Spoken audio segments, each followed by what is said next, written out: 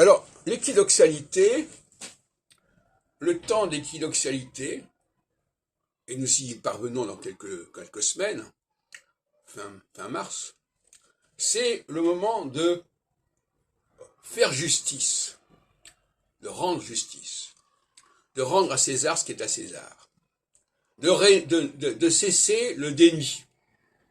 Parce que la solsticialité, c'est le déni. Quand on dit par exemple qu'il y a une frontière à tel endroit, c'est un déni. Parce que qu'est-ce que c'est qu'une frontière? Ça ne veut rien dire une frontière. C'est une invention. Dire qu'après, au-delà de cette frontière, il y a autre chose, ça veut dire quoi? Bon. Donc, le déni, il y a un moment donné où ça suffit, où le déni a fait long feu.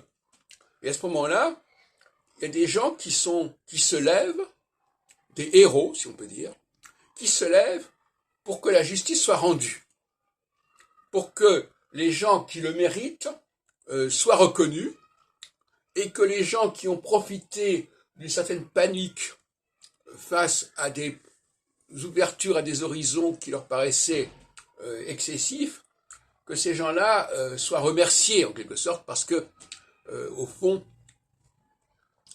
c'était simplement des moments comme ça